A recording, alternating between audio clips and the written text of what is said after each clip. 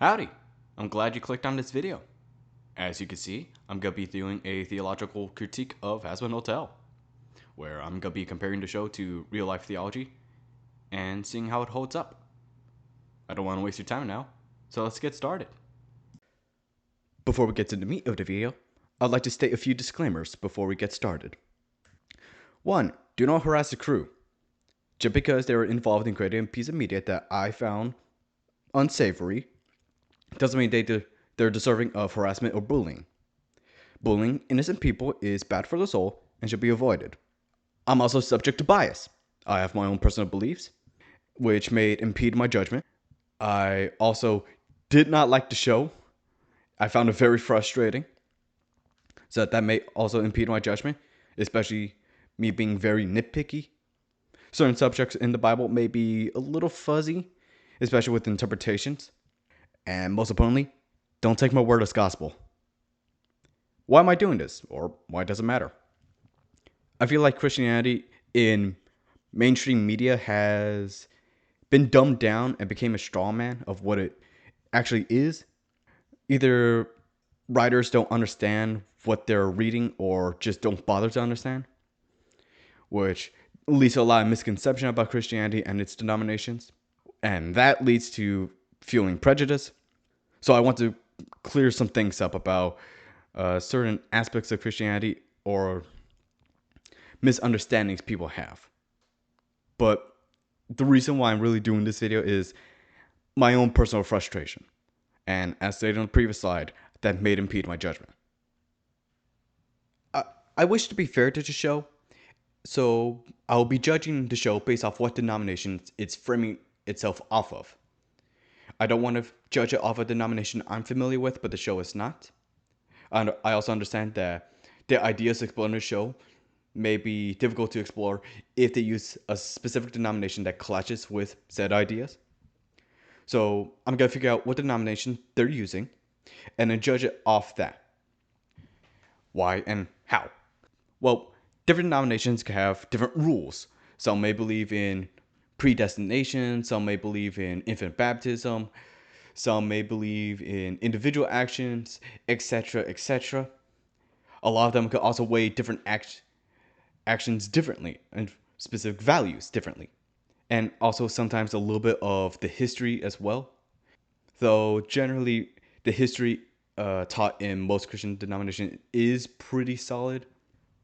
What do we know as to what branch? One, we definitely know it's definitely Christianity. St. Peter's there, so we know for certain that it's not Judaism or Islam. That's kind of a no-brainer, but there's gotta be people who want evidence for that. Knowing that it's a Christian denomination, we should also know that it follows the basic teachings and beliefs of Christianity, such as Christ died on the cross, be kind to one another, love God, etc., etc., as well as the main big events in the Bible happening in the show, or should have happened in the show. As to what specific denomination of Christianity, I am uncertain. I do note that the creator, Vivian Madrano, was raised Presbyterian, which is a Protestant denomination. If I had to guess, the show is most likely a Protestant or framing itself off a Protestant denomination. As to what specific Protestant denomination, I'm also uncertain, as there's not a lot of evidence to suggest one specific denomination. Also, there's like 1,000 Protestant denominations, so picking one would be a pain to figure out. I do also have to mention that there is a noticeable lack of purgatory or limbo. So we know for certain that it's not Catholicism. Though if in the future purgatory, limbo, or any uniquely Catholic teachings or beliefs are mentioned, let's say in season 2, season 3, whatever, I might do a part 2 to this video following Catholic teachings. All right, time for the meat of the video, the actual analysis. Now, I'm going to be critiquing the theological stuff based off when it is presented. So I'm going to start off at the very beginning and then work my way throughout the show. And at the very beginning, we got the very first story, the story of creation. I do have to notify you guys, The story of creation, as presented in the show, may or may not be tampered with. It's possible that Lilith in the show may have lied or rewritten some elements and events in the show in order to make herself more or appear more favorable. So keep that in mind. Pushing through that, we got our very first question: where is God? The story of creation requires God because God was the very first being to ever exist, because he has always existed. Without God, there would be no angels. So how could the angels have created earth if they weren't the created? God created the heavens, the heaven and the earth, the sky and the ocean, the ground we walk on.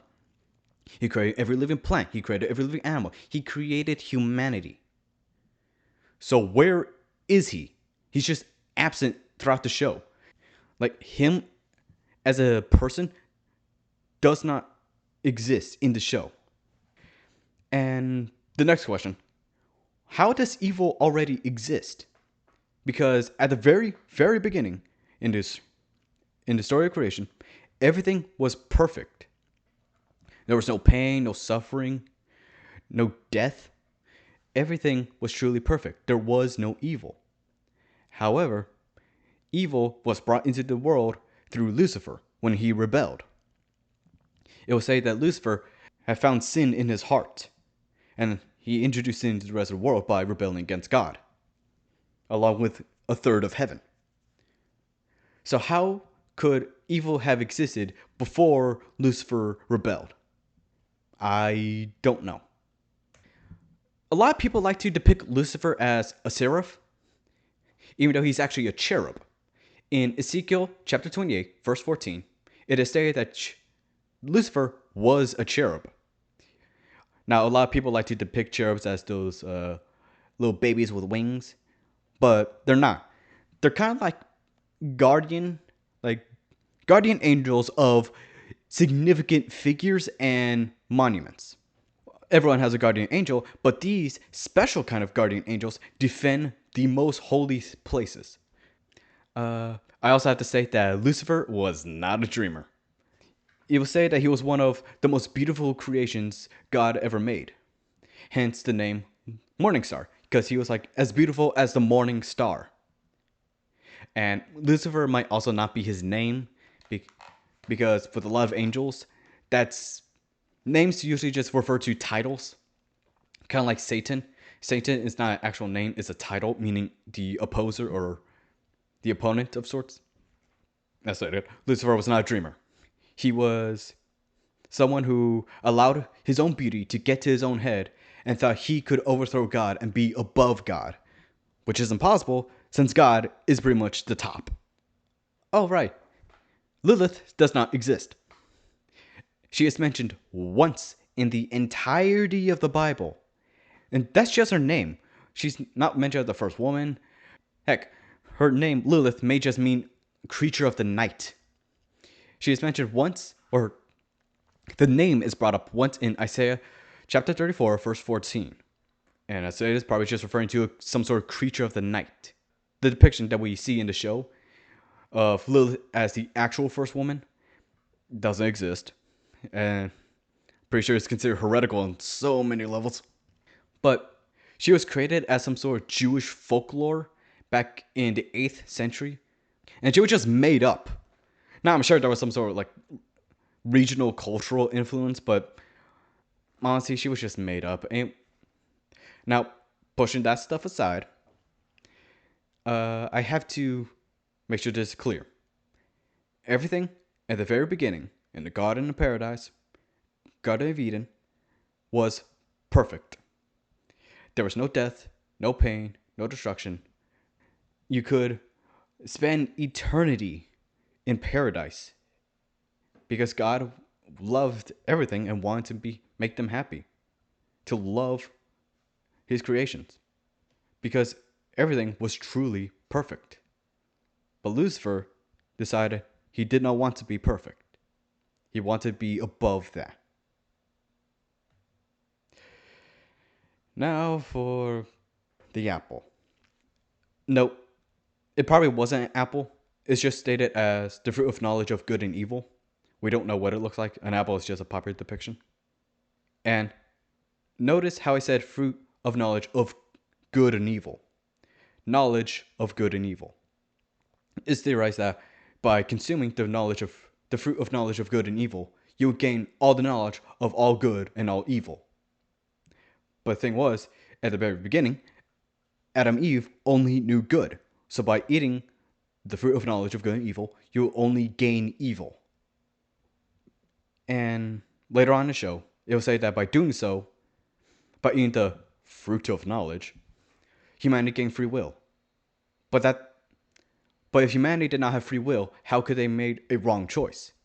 The reason it was a wrong choice to eat the knowledge of good and evil was because humanity had a choice to deny it, but still chose to eat it.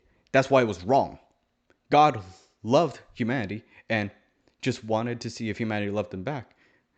Asked them not to eat it, or else death will fall upon humanity, because that's what evil brings, death. Also, a quick side note, there seems to be a noticeable lack of the war in heaven.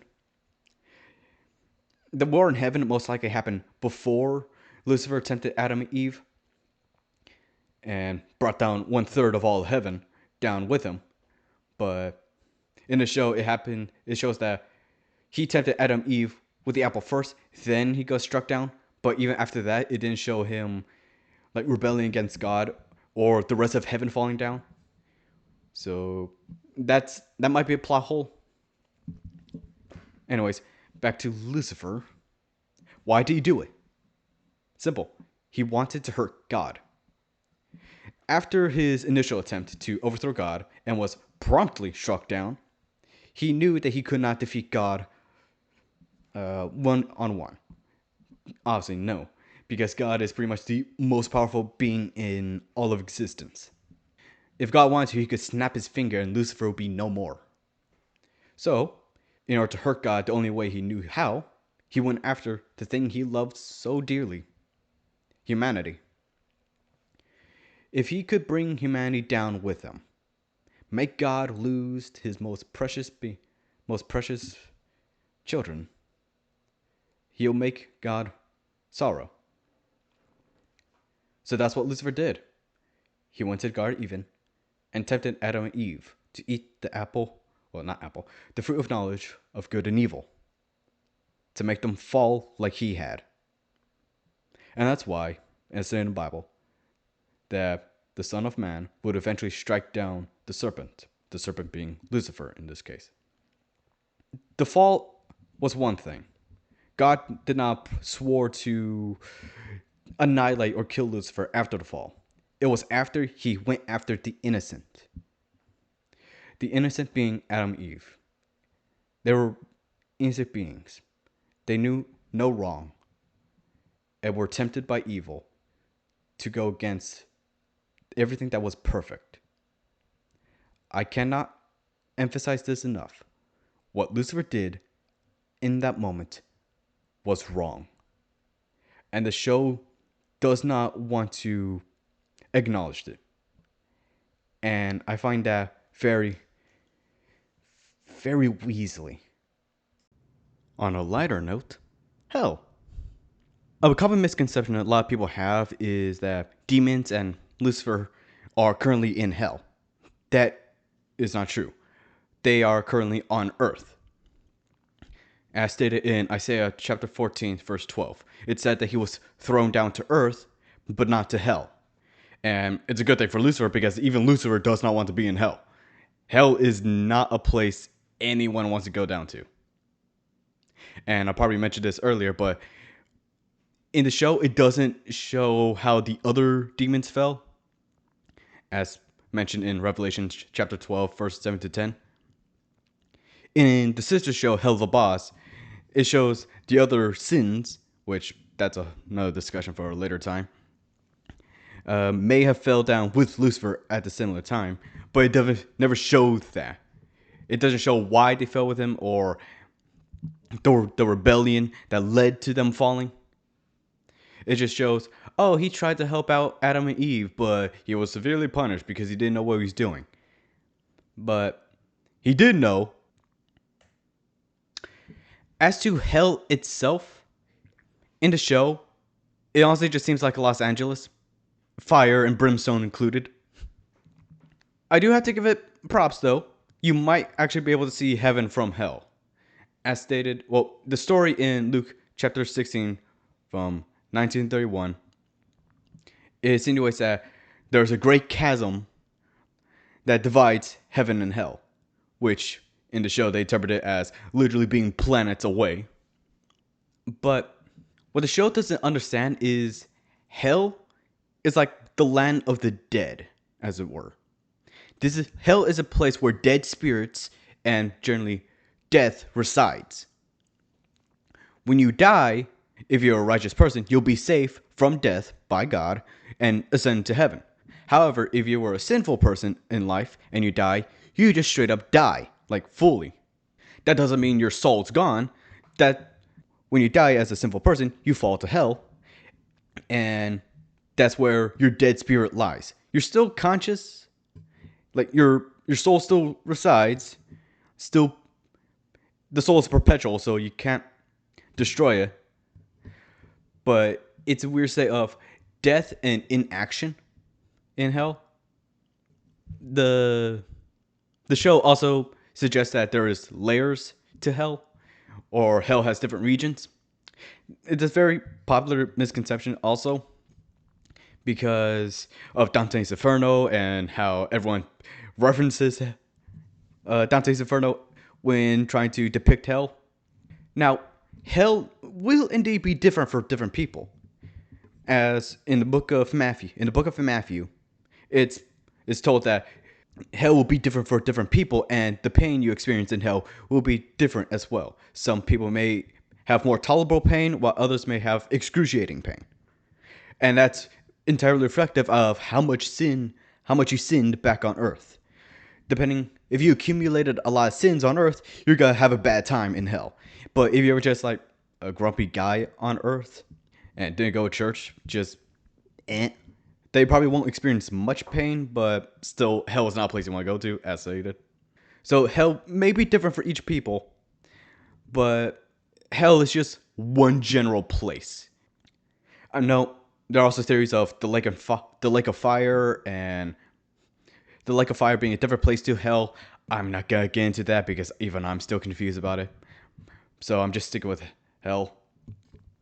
So, as far as I could tell, hell should only have one place. When you die, you go straight there. And hell will be different for each people.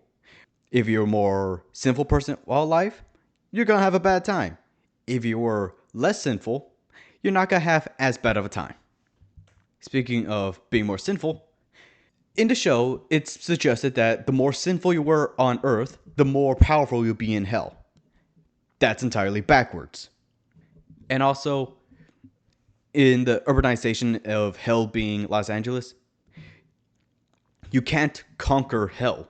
It's not a place that you can morph to your own being or to your own will. It's a place that you have to experience and tolerate. The demons of hell in Hazbin Hotel. I know there's some hierarchical chart that shows their rankings, but in hell, pretty much everyone's equal because everyone there is guilty. When comparing the power levels of different sinners to demons, everyone's equal in hell since everyone's guilty.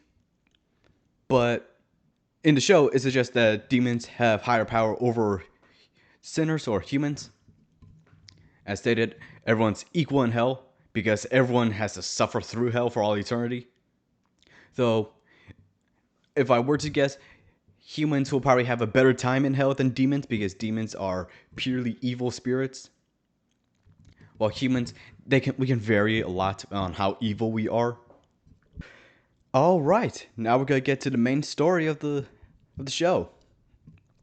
I'm gonna be doing this chronological order, as I mentioned earlier. So let's get started. Redemption is impossible. Yeah, the premise of the show is not gonna work.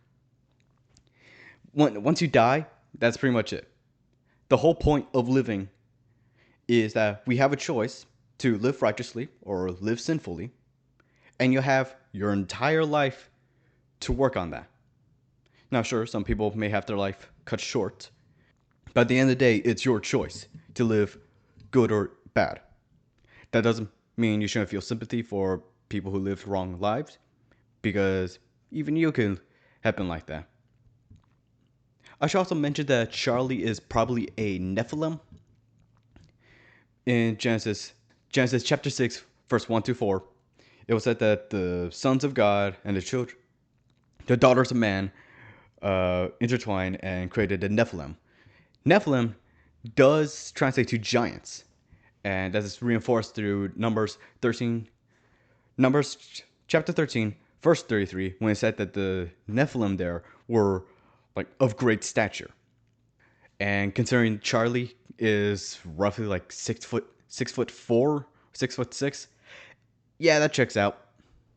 Now, the premise of the show that sinners in hell could be redeemed is not a new idea. To the average viewer, that probably is a new idea, but to people who study theology, it's not really a new idea. It's called universalism. Universalism is basically eternal hell is too much of a punishment for humans, too great or too cruel of a punishment from God. So when you're in hell, you have the capability to be redeemed and ascend to heaven after a long period of reflection and understanding what you did was wrong and purification of the soul. This is very heretical. As the show states, hell is forever and it's meant to suck a lie. In the show, the reason why they want to be redeemed is because of the exterminations. The exterminators will come down once a year, kill a bunch of people, blah, blah, blah. Heaven does have an army. It does have an army. They're going to be used in the end times to fight Satan, throw them to hell. But this seems to be like a special force of sorts, or a specialized force. The rest of the army, we haven't seen yet, though that's going to be led by Michael. And the show doesn't explain this, but doesn't show how sinners can die. They made a joke about it in the pilot, but in the show, they do not explain it at all. The concept of the soul dying is called annihilation. Basically, everything goes black, bah. When you face annihilation, you're just gone. In the show, they show the conflict as like a great war. Now, angels and demons do conflict or fight each other of sorts. Not really, but they like to tug at the human soul. Like the angel and devil on your shoulder. That's where the angel and devil on your shoulder trope came from. You have the guardian angel that's trying to lead you towards righteousness and lead you towards God.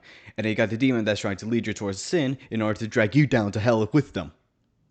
I also mentioned this earlier, but there should also be entirely purely spiritual entities. Angels do not have physical forms.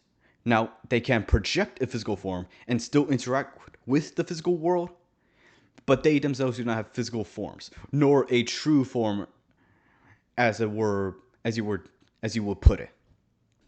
In the show, they started the extermination in order to prevent hell from rising up against heaven. That ain't gonna happen. I'm sorry. Heaven is just too powerful. And as stated, hell is a place of dead people. They're dead. They already lost. Also, something that does kind of annoy me a lot in the show is they treat the exterminators and later Adam like monstrous sociopaths when could not be further from the truth. Angels are loving beings. It is a commandment to love each other, love God, etc. The angels that are currently in heaven follow those commandments because they both love humanity and love God. So they would love each other, love humanity, love God, and also they wouldn't have this sadistic glee in killing the sinners. That is blasphemous judgment. Blasphemous judgment. My apologies. When you have to execute judgment, you just do it. You do it with a sober mind. You don't take glee in having to punish someone because someone did something wrong and they have to face punishment. Now, and you shouldn't be happy they have to face punishment, but you have to understand they also have to face punishment in order to learn from their mistakes. They just do the job. I remember that when Michael tossed down Satan down to earth, he just said, the Lord rejects you." Don't exact quote me on that. But he didn't take glee in it, he just did the job. And that's what the angels should do in the show. But in the show, they treat them like sociopaths. Ah, Adam, my man. The OG man. Father of humanity. Made in God's image. What? Made in God's image. So, Adam is made in God's image. So, going off what he looks like in the show in the final episode, that's probably what God may look like. That's my personal theory. Don't at me at it. So, yeah, this is what perfection looks like. I'm sorry, ladies, this is what peak masculinity looks like. I mentioned this in a previous slide, but he obviously would be an egotistical, foul-mouthed, womanizing mass murderer. He is the father of humanity. We are his kids. I don't know why he will be so happy to kill his own kids, because when Abel was killed by Cain, he sorrowed over his son. And he did swore revenge to Cain. Cain said he's gonna kill him, but he just sorrowed. He felt bad. But at the end of the day, he still held on to God. He still tried to be a righteous man. Same with Eve.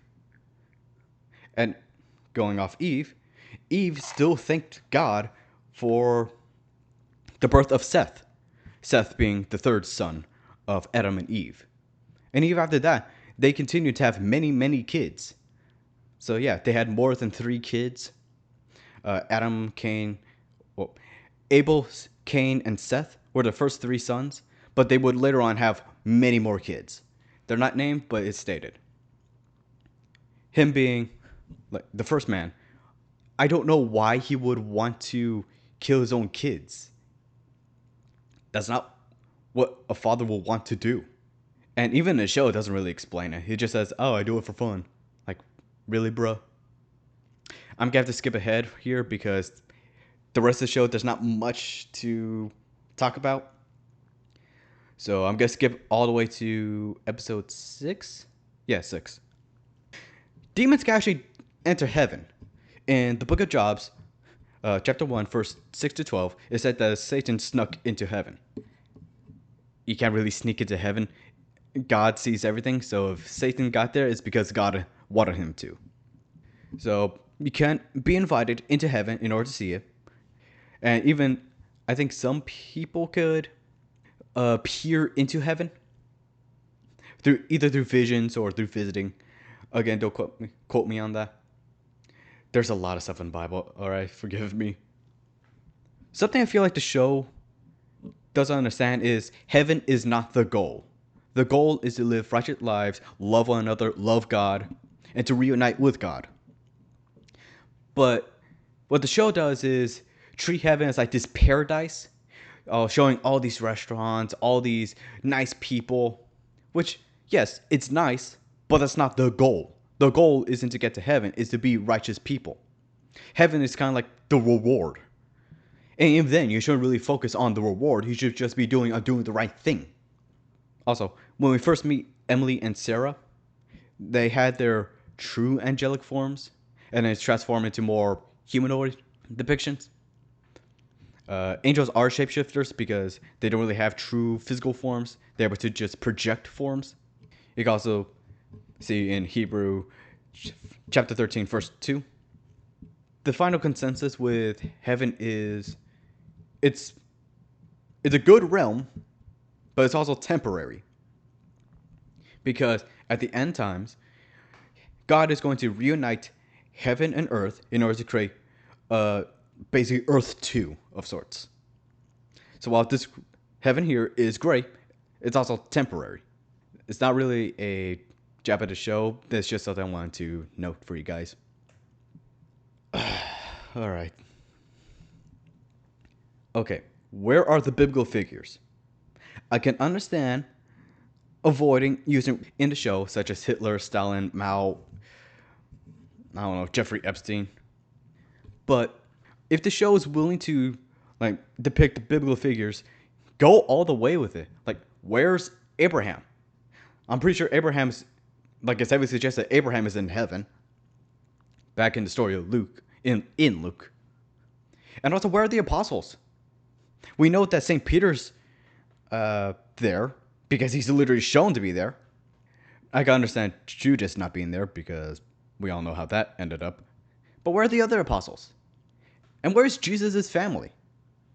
Granted, just because you're related to Jesus doesn't mean you get to heaven, but like Mary, she was a righteous woman. Now, in Protestantism, they don't treat Mary with the same reverence as in like Catholicism. But, you know, you can fudge some things in the show. Like, why not introduce Mary? Vivian Madrano, she is Salvadorian. Like, like Mary's a big deal down in Latin America. And generally, like, where are the other biblical figures? Because a lot of them were wise men who knew the Lord, sometimes very closely. Like Moses, Noah, as mentioned, Abraham. They've met the Lord and knew him very well. So when they have the court trial, shouldn't they have a say? Because in the show, they just don't show up. Like, in the show, I'm sorry. This is where I'm getting frustrated because the show just doesn't seem to care.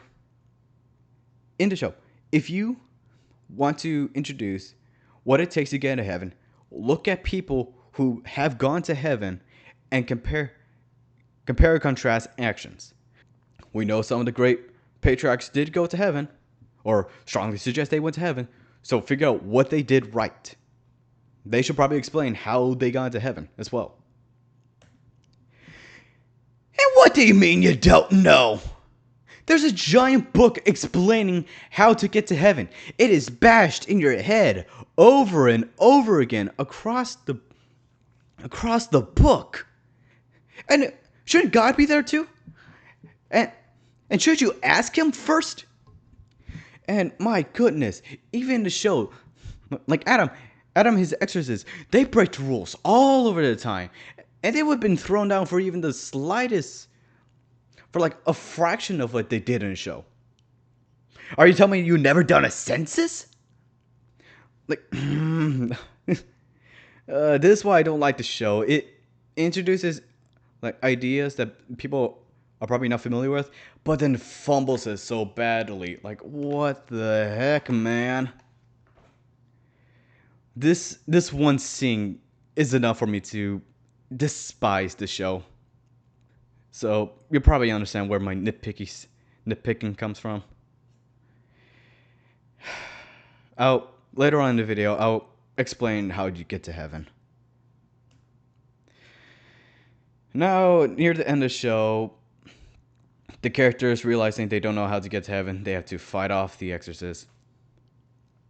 And the army is led by Adam, which, again, I don't know why he would want to kill his own kids, but the role of like general would be assigned to Michael, Archangel Michael, as mentioned in Revelations 12, verse 7 to 9. He'll lead the armies of heaven to defeat Satan. I'll also mention that angelic metal is not a thing. Just have to throw that out there. Like, annihilation, theorized, can only be done by God. Like, he's the only person who could create or cause annihilation upon a soul. Later on, in the fight, it showed that angels bleed like gold. They shouldn't do that. As mentioned, they don't have physical forms. But two, like, deities and spirits bleeding gold came from Greek mythology. And then all of a sudden, everyone just started using it because it looked pretty. And early on, I also mentioned heaven would have totally stomped hell. Like, I'm pretty sure Michael alone could have soloed the Hazbin Hotel. I'm just saying. Now, any power scalers out there, you can judge it for your own sake. But I'm just gonna say, Michael could solo the Hazbin Hotel. And at the end of the day, what's the point of the exterminations? This is less of a theological critique and more a critique on the show. Like, in hell, it showed that they're terrible people. They were willing to fight each other for the pettiest of reasons. So why not just do like a CIA and do some psyops, make hell go into this giant civil war, drop a whole bunch of angelic metal down there, make them fight each other, kill each other, then voila, you manage hell's population without having to lay or deploy a single troop down there.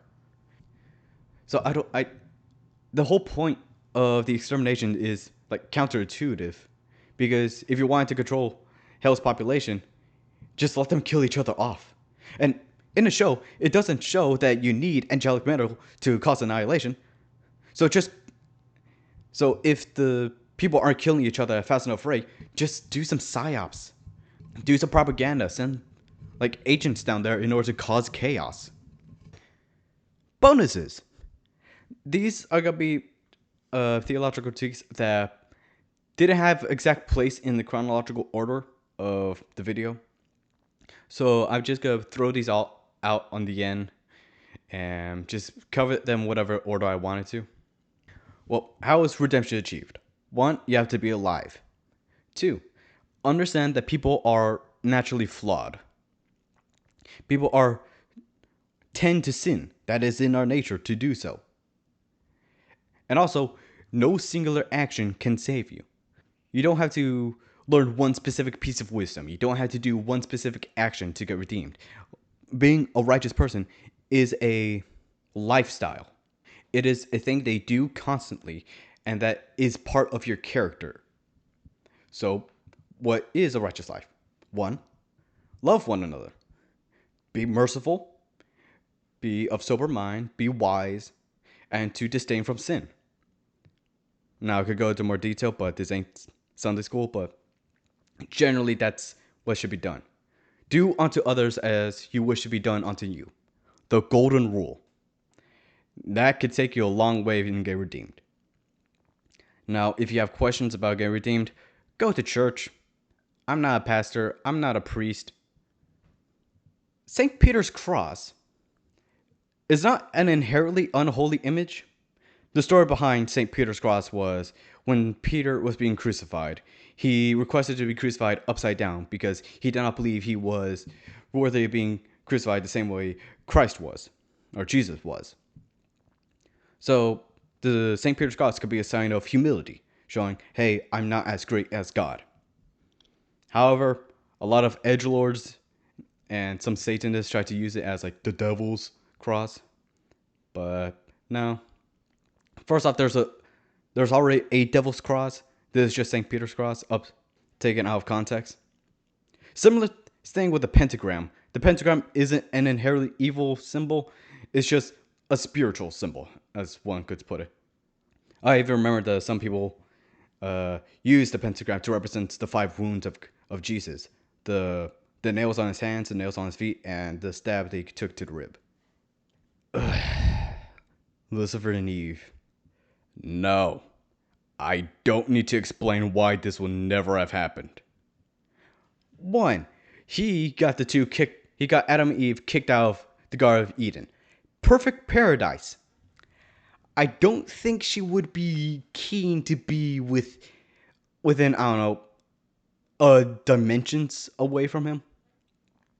Also, she sorrowed after Abel when Cain slew him. And that was partially because of Lucifer. Well, Lucifer didn't have... It's not mentioned that Lucifer had a direct cause to Cain killing Abel.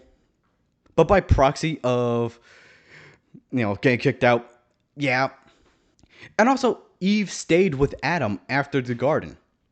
Like, they loved each other afterwards and had many, many kids. And they were relatively righteous people, since they did tributes to the Lord.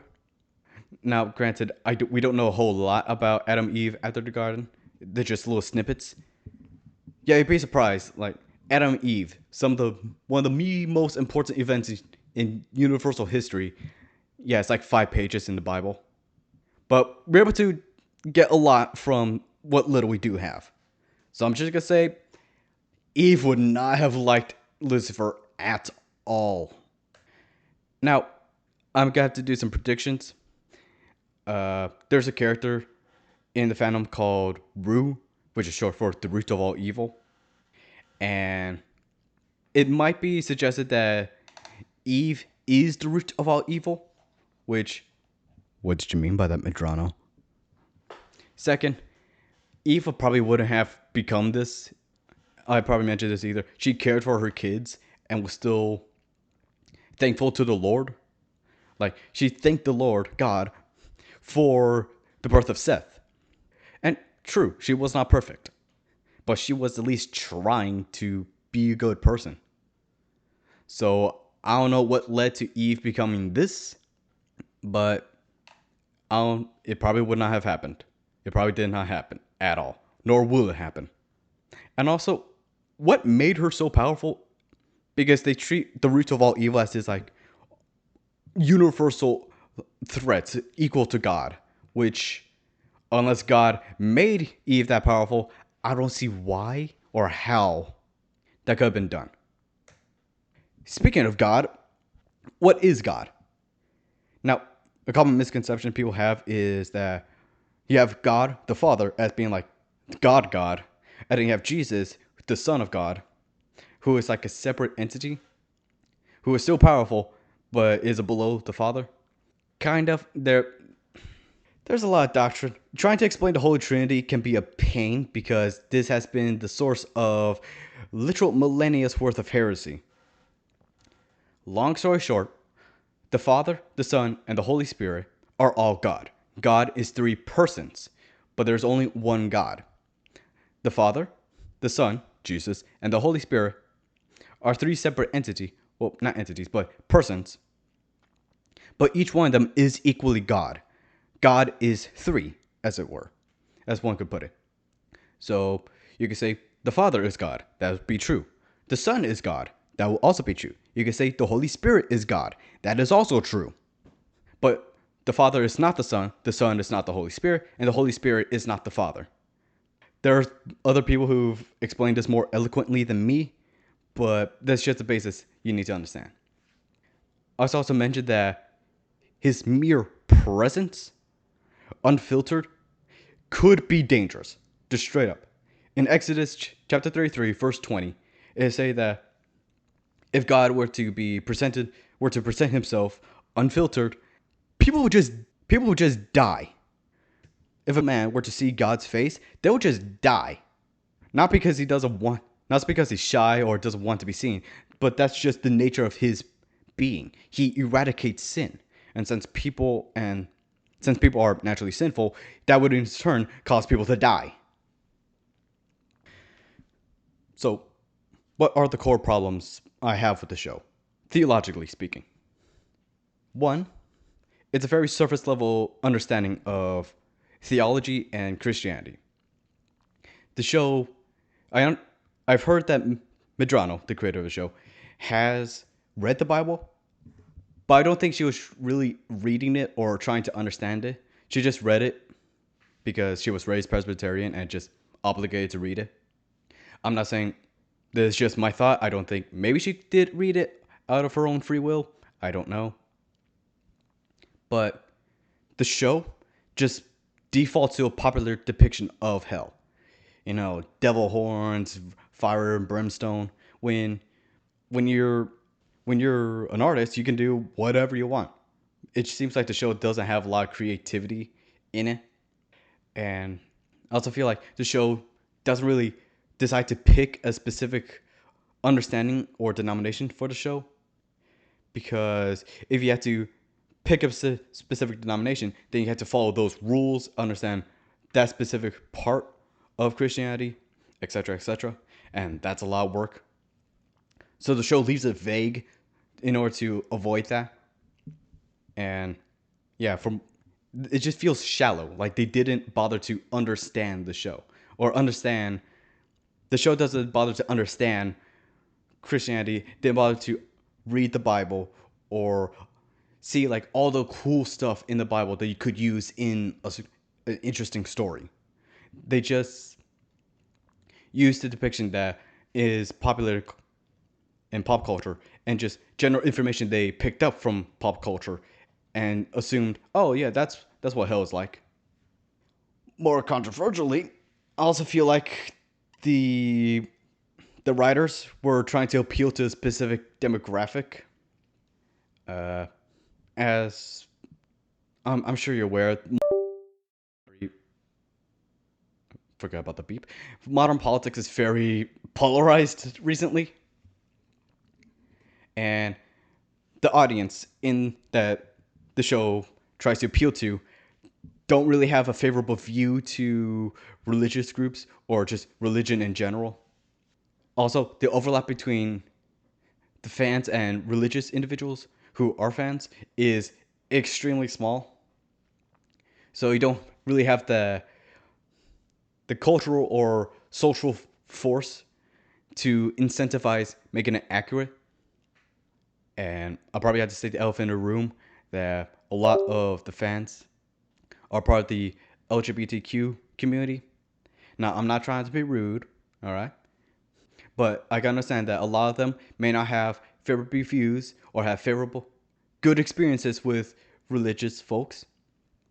I feel like the show ends up reinforcing that bias, kind of like handling them with kid gloves and thinking, yeah, you're right, without trying to get people to do self reflection, thinking, hey, maybe I'm wrong, or hey, maybe I should improve myself. The show just doesn't do that. It's like an echo chamber saying, you're correct, you're correct, you're correct.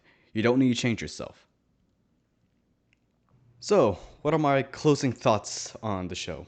Theologically speaking, I find the show to be very shallow. Oh, I should also say this, I'm not trying to be rude, I'm just giving my opinion. I feel like the show was very shallow with its understanding of theology and did really bother to go into or to study theology. I know that in the sister show it does slightly go more in depth, but that's more like witchcraft stuff, stuff that is not doctrinal to like the most major Christian denominations. It's a frustrating show, theologically speaking, because people like to think, oh, the Bible is boring. It's just a bunch of rules, rules. But no, there's a lot of interesting stories in the Bible that you can take a lot out from. Like lessons about character, lessons about the world, about wisdom. But people just don't seem to want to read the Bible and see for themselves. I get the Bible is a long book. Trust me, it took me a while to read it, but you don't have to read it all at once. You're able to read it over a course of a long period. Well, that should be everything I have, theologically speaking, about the show. This was my first ever video, so if you have any critiques on me, feel free to type down in the comment section. I'll be glad to see you. And yeah, that's about it. May God be with you.